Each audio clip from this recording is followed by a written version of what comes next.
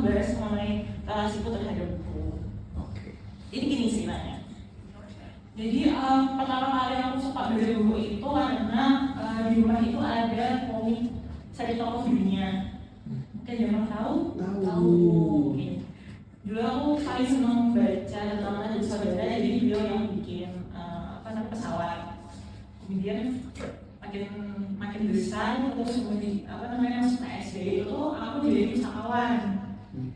Nah di pustakawan itu jadi ya kayak ya udah sih banyak baca buku juga, kan di daerah pos, terus ya anak-anak buku lah gitu.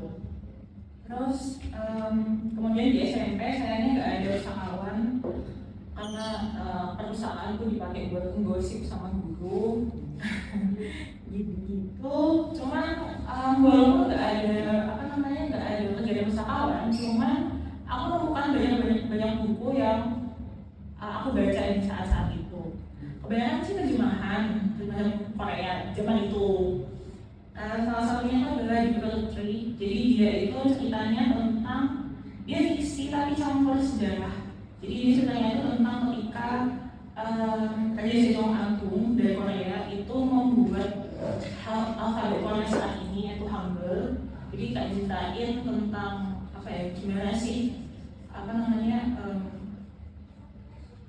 kayak kendala-kendalanya ketika beliau akan membuat si alfabet itu dan sampai harus ngebuka kayak mayat gitu lah, soalnya harus kayak ngeliatin bagian tenggorokan gitu, kayak membuat hurufnya tuh sesuai sama ketika suara itu dihafalkan. Jadi kayak bentuknya kok gimana sih gitu. Itu sangat menarik sih untuk anak SMP ya. Terus kemudian juga ada buku judulnya Four Ways to Get a Life. Yang aku baca cuma kayak oke, bukunya kayak gitu. Terus temenku kayak, apakah kamu mau kan? Terus kayak, aku cuma baca buku guys. Aku terserah apapun di tepi aku mau. Jadi ya, dan saat itu aku juga berharap penulis yang nulis Four Ways to Get a Husband kayak biar terlihat bahwa aku nih mau. Aku beneran guys, aku bohong. Kemudian juga ada juga pas itu komik simulnya About Time, jadi tentang golongan darah. Lagi pengen pas itu terus kayak wah seru sekali dan golongan darahnya aneh, abis soalnya. Kemudian juga ada buku juga judulnya itu Jatuh Cinta Diam-Diam dari Yudasari.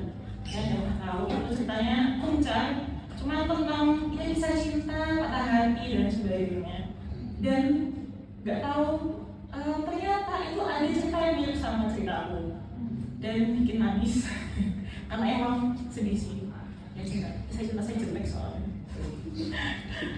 Kemudian setelah lulus dari SMA, untungnya ada perusahaan dan ada pustakawan juga, jadi langsung gas. Dan benefitnya ketika jadi pustakawan ini adalah ketika kamu punya book wishlist, kita bisa titik beli di perusahaan. Jadi kita bisa milih bukunya. Kalau misalkan ada teman yang kayak mau beli, terus mau beli buku ya, aku titip dong. Gitu.